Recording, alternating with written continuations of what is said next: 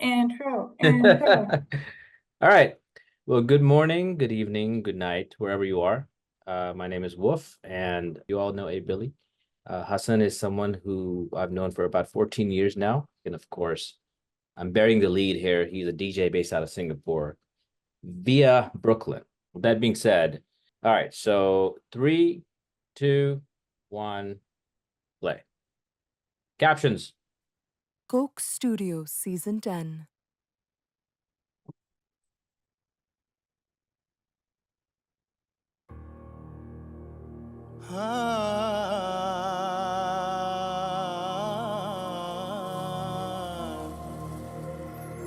वो कौन ऐसा जो तेरी शक्ल दिखा दे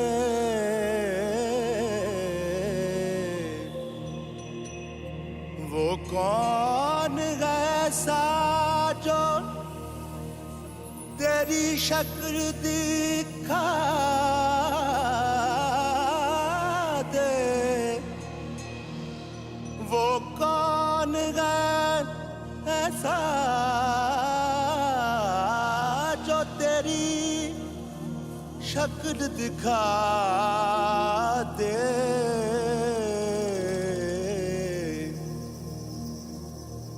एहसान है उसका जो मुझे मुझसे मिला दे हाँ एहसान है उसका जो मुझे मुझसे मिला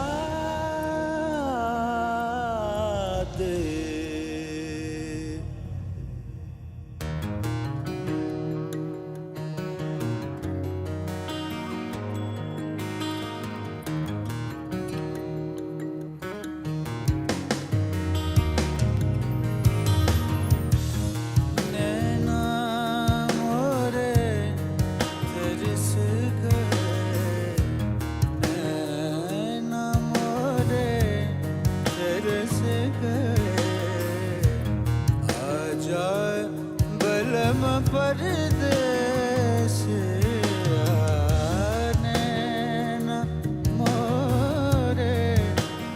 Say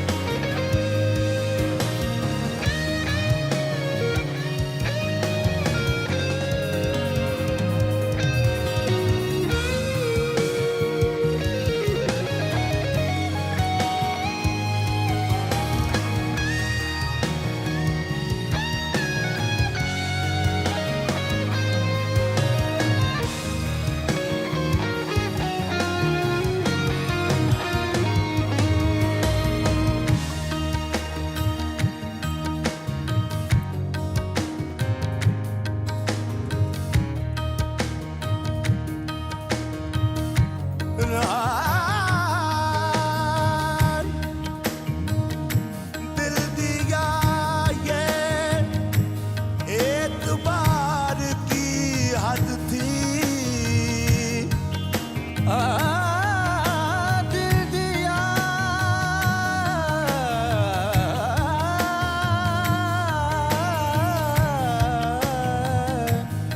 ये एतबार की हद थी जान देती ये प्यार की हद थी मर गए हम खुली रही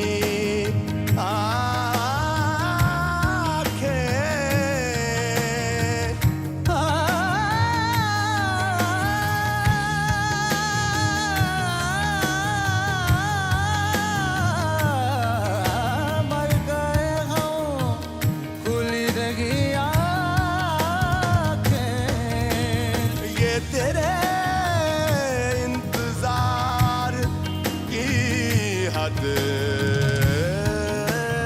ते माने अटके बेपरवाह दे नाल माने अटके बेपरवाह दे नाल नैना मोरे तरस गए नैना मोरे तरस गए आजा बलम परदेस नैना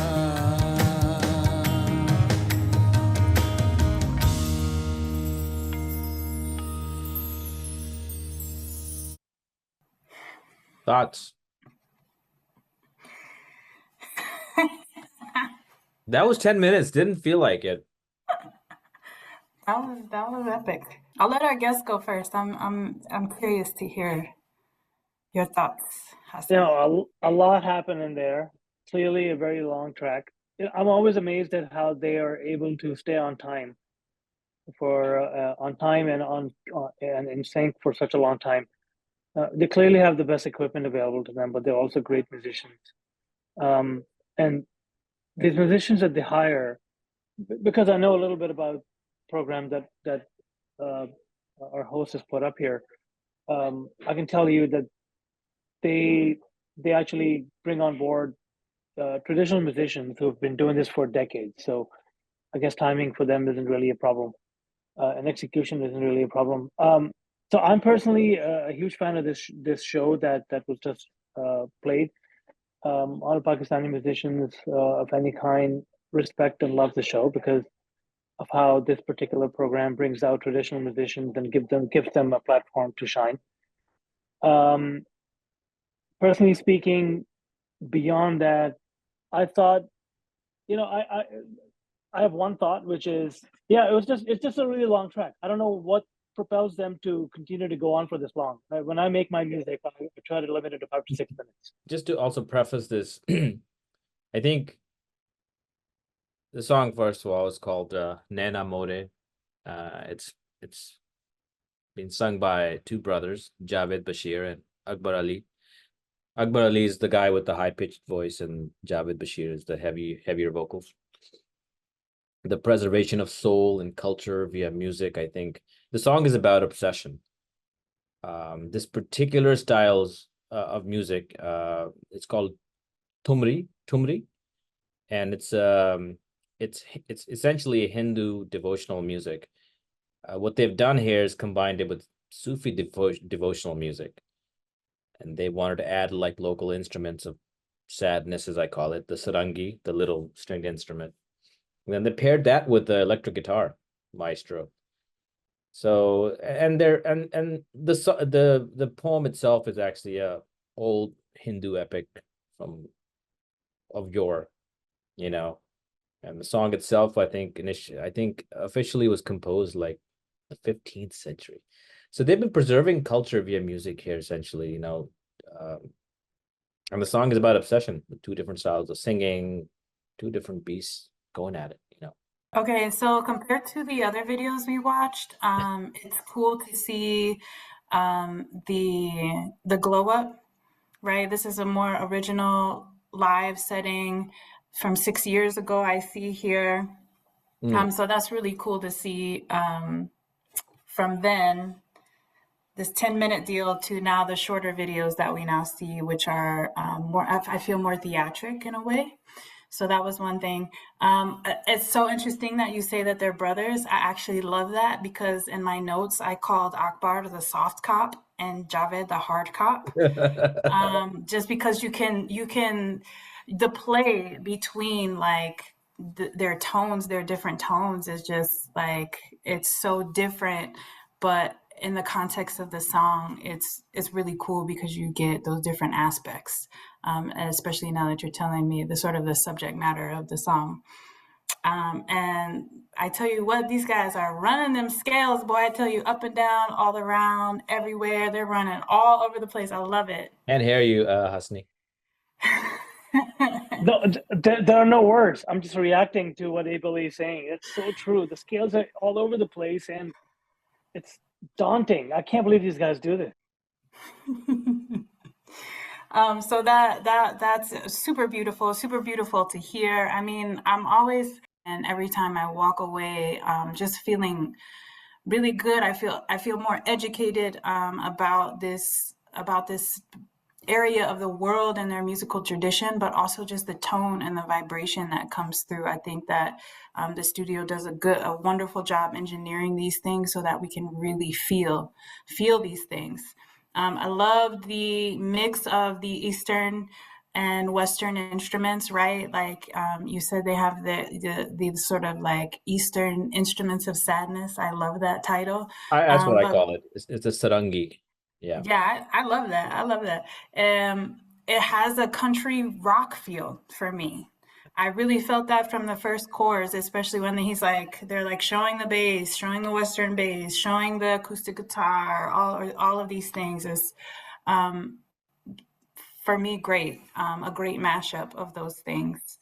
As far as the subject matter of the song, I felt like it was like both a story and an exclamation of love, right? And I think I hit that sort of on the head, but I didn't really get the obsession piece. But now that you mentioned it, it sort of adds a lot more nuance to what I was thinking. I was really thinking about this idea of the impersonal divine, right? That he said like the heartless beloved, right? So now I see the context, but in my mind, I was like, this man is going to his death, and he's going to sacrifice himself to an impersonal divine that doesn't necessarily love him, but he has all of the love in his heart for this feeling, and this this feeling, this overwhelming feeling, right? Which could be the obsession portion, right? I love these lines. Who can unite me with myself? My eyes yearn to see you, giving you the tremendous extent of my trust. I mean, like I can't do that, you know. So it's like to hear these words, and then to hear also that it's such an old song. I don't know, it really gives me perspective on how much more deeply humans had the capacity to feel way back then. There was like way less distractions. There was a lot more time to sort of sit and meditate on these things and really like get into the root, get to the meat of it. So, super impressed. It didn't seem like 10 minutes. It definitely seemed longer than 6. But I enjoyed it. I enjoyed it a lot. It's interesting you mentioned no distractions, you know, and meditation is really, to be fair, is kind of the overarching theme. Perhaps the single and most defining thing about these poems. They sat there, they thought about it. And in a way, that's obsession, but it's a meditative experience. And so little are the distractions that when the guy with the high-pitched, Akbar Ali, when he's singing. So obviously he's thinking about a very emotional topic. But then when he's talking about the birds, he actually elocutes, like, I don't know if you remember, like he's vocalizing the bird noises like in his singing, which give me goosebumps, you know, it just blows me away every single time. Like the mindfulness, because there's no distractions. You're sort of sitting down and you're sort of understanding things around you, right? There's really something to be said about that. We don't have that. You know, I have to like look at my phone every 5 seconds. Like, what the fuck? There's always something. There's a kid in the background. There's like police siren. I live in the city, right? And we all do. We all live in the city for the most part. It's insane. These two guys, people actually go to school to learn this type of music, at least in Pakistan, which to me is still unbelievable. You know, No, it takes decades, right? yeah, They go to school for Mm. decades on end until they perfect every single note. They are yeah. not able to graduate. And I think in this one, his younger brother is still a student, as of at least at this taping of this video. I do have a question here. So I have established that the two brothers, Javed and Akbar, but who's the featuring? Is this a person on the guitar or one of the stringed instruments? Featuring is the guy Aamir Zaki, who is way up on the pedestal with the guitar, with the electric guitar. Ah, the electric guitar. Okay, very well. I don't know much about guitars, and clearly I'm not a guitarist, but like he's supposed to be one of the best. The guy on the bass is he's kind of a local legend of sorts, because you know they feature him in every video and he's really, really good, but he's not like a big name. Mm. Unlike the lead guitarist who was featured in this video. That the bassist person is not a big name, but he's incredible in these videos. He's always on point, and yeah, he drives the whole thing. I want to know what he's smoking and or drinking, because he's just like, Yeah, he is or whatever he's relaxed. popping, because you know he's just like he's chill, you He's know. so cool. He's the epitome of cool. Yeah, he got glasses on. That's why I have glasses on, you know. Um, and also like Aamir Zaki, he passed away pretty young, shortly after this video or before this video was Oh. released. Also wonder sometimes, like, what do these people have?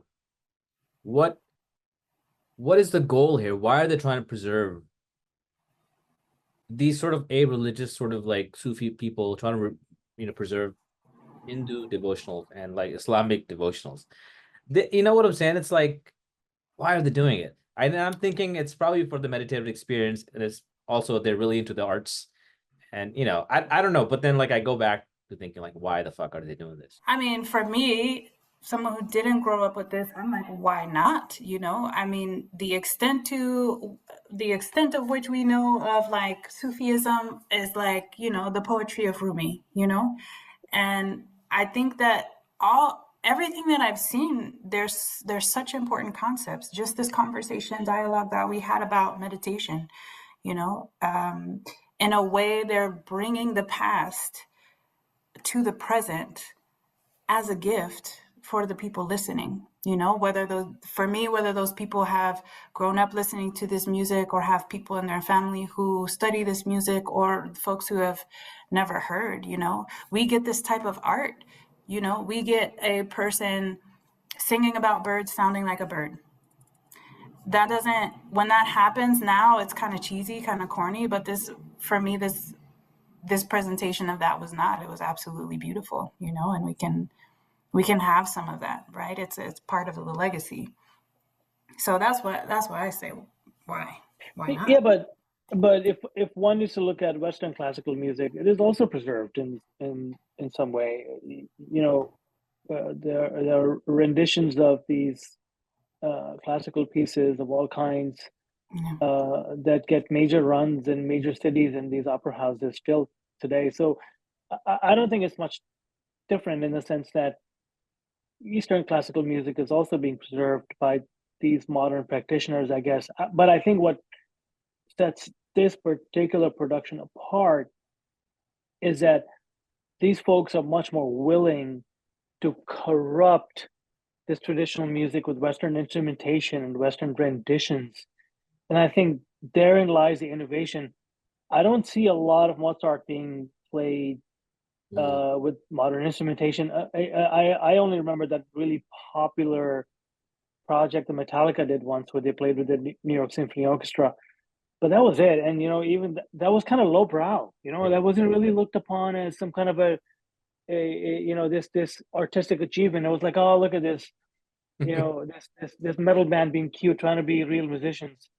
But here, these guys, they pull it off, and they do it super duper well, and it kind of preserves the historic classicism of the music. Well, and I would also say we are seeing now some of that. It's not as integrated as this was, right? So I see a lot of like rappers and hip hop artists. They're getting these big contracts with like different symphonies, and they're doing like stage shows and things like that. But as I said, and sometimes I'm kind of a hater just because I'm from the West, on the West, right? But I definitely don't feel as it's as integrated as this. Now I haven't seen them all. I'm sure they're doing some very wonderful, innovative things, but this was 6 years ago, right? And what we're seeing now, as far as like modern artists being put with like different symphonies and orchestras, for me has been like the last 3 or 4 years. So that's my thought on that. Yeah, I have a question for A.Billy, right? So, A.Billy, if you don't mind, what are your thoughts when you hear this stuff? Do you find yourself reflecting upon? Well, I guess I should ask. Do you find yourself? What is it that you find yourself particularly impressed by? Is it the instrumentation? Is it the arrangement? Is it the production? That's the first half of the question. The second half of the question is, do you ever find yourself comparing this to any other types of music that you make? First question. First, I look at the lyrics. That always gets me, just because I'm a songwriter. I enjoy the poetry. But while I'm doing that, I'm sort of, I don't know if you call it multitasking, but my ear is still open to the music, right? And so if something catches my ear, like these vocal runs, like I'll stop and then I'll actually look at the visual. And then if there was some crazy jump breaks in there as well, right? So I'll stop looking at the lyrics and then like really hone into the drum breaks. So that's kind of how my mind works. Always first with the lyrics and the poetry, and then I'll listen to the sounds. And then if it's a live setting, I don't pay too much attention to that, because it's just a live setting. But a lot of the other videos have been like more story based, and there's a lot of other movement and maybe some dancing and things like that. So I'll partition some of my mind towards that. As far as some of my music, so I produce beats as well, and while I'm going through like my sample packs, sometimes I'll pull out like a zither or a sitar or something to like pop in. Same. Yeah, it's never really a focal point, more like a bell or whistle. But yeah, I do. There's some of that in my music. As a DJ, I try to like mash up. So I have a song, for example, I have like a remix of a Punjabi hit squad song. And then I bring in the Missy Elliott or Timbaland, like sort of sample Punjabi hit squad, and then I'll mash those up. So that's a way that I do that. Always there's more to explore and all of that. But I touch it. It's not a focal point, but I do touch it.